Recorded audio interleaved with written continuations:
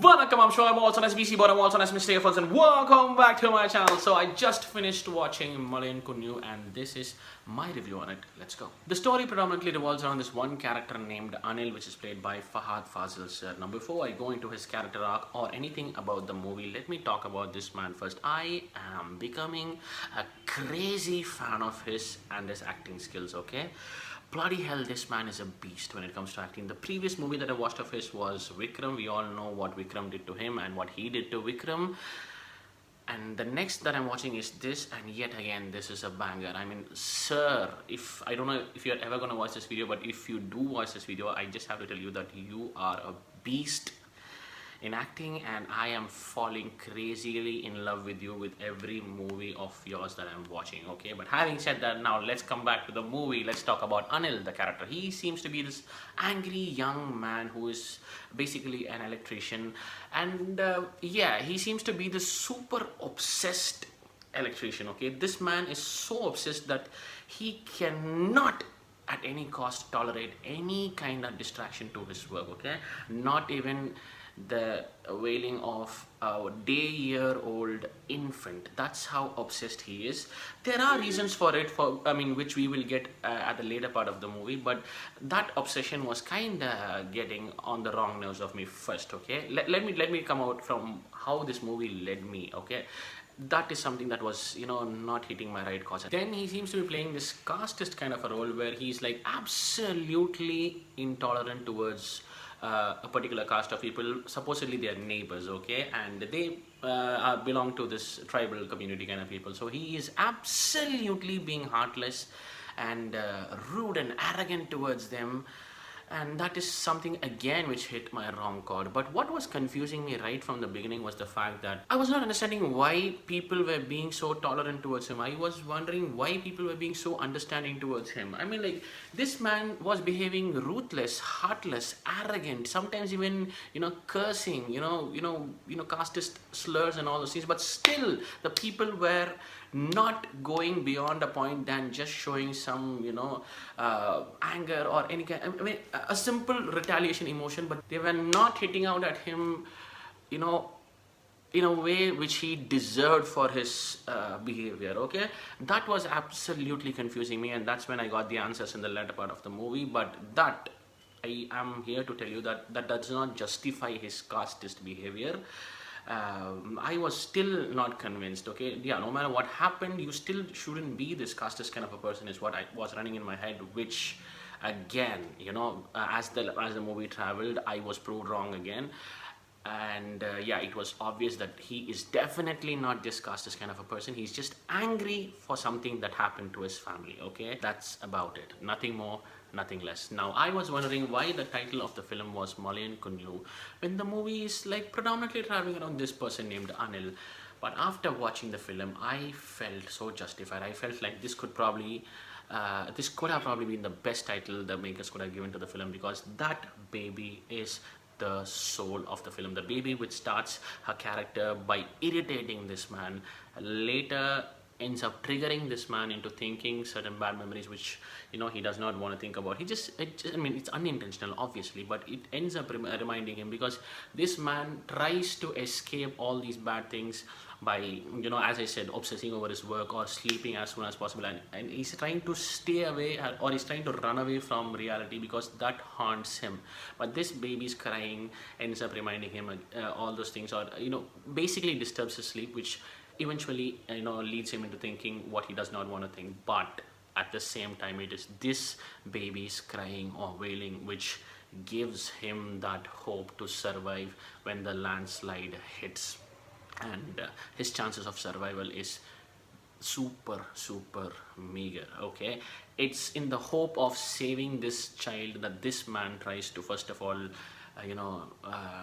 escape, or come out of that particular landslide where he's stuck up in. I really doubt if this character called Ponni had not been there and that crying was not heard by this character called Anil inside that landslide thing, I don't think he would have taken as much effort as he did to come out of that particular landslide. I think he was already super devastated with life. I think he probably would have given up, okay? So yeah, clearly the baby is the soul of the movie, and the title is so much justified. But now coming to the technicalities of the film, I loved the camera work. I mean, the entire location, the huts, every possible thing. I don't know. I really felt it was so authentic. It was so real. I mean, like Malayalam movies are known for that. Yet again, they prove it. The rainfalls, the slush, and especially I saw the making of the film. I did react to that as well. I'll drop the link in the description below. The latter part, the last 30-40 minutes of survival thing that's happening, that is basically a set put up by the team. And wow, I loved the way, you know, Fahad Fazil sir's struggle was shown. I mean, the lightings, the entire setup, the small obstacles. I have to recall this, okay? The first scene, I think, if I'm not wrong, okay, the first time when he goes out, you know, he wakes up early in the morning and he takes a bath. I loved this particular shot when there was a blue kind of reflection on his face. I mean, obviously he's taking a bath, he's pouring water from the bucket, so it's not a mug.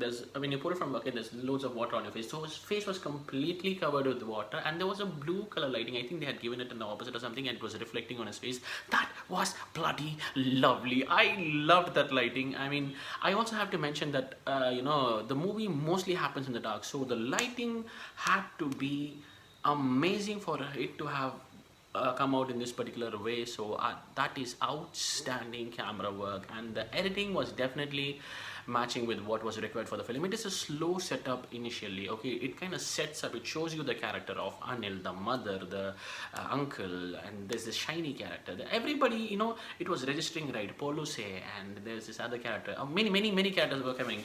So whatever was required from the editor, he had pulled it off, is what I felt. And then comes the soul of the film, music, because initially and at the end, I mean, like, almost the movie is only 2 hours, and the last 40 to 45 minutes is only 1 or 2 dialogues from Fahad Fazil. It's like Ponni Karenda Mole. This is the thing that happens, or it's him screaming and yelling or getting frustrated and all those things. Okay, so the music had to, you know, do whatever it had to do to keep the people engaged, and that's when A.R. Rahman sir comes in. Initially, there was this one particular portion where I was confused by the choice of music. Let me know about this, okay? I don't know what went into his mind when he was thinking this kind of a music at this particular place.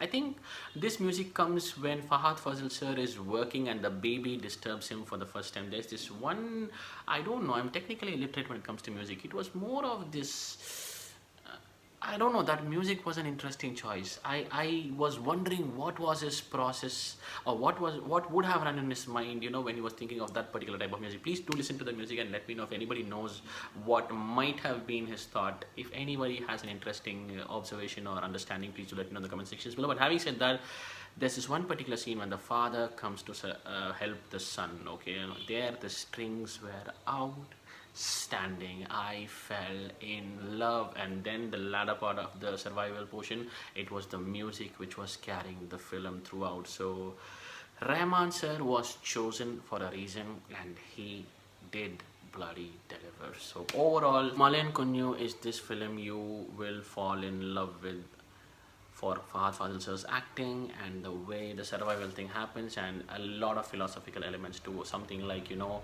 there's no higher, lower, and all those things when a natural calamity hits. When nature decides to teach you lessons, it teaches you in a way which you will remember for a lifetime, okay?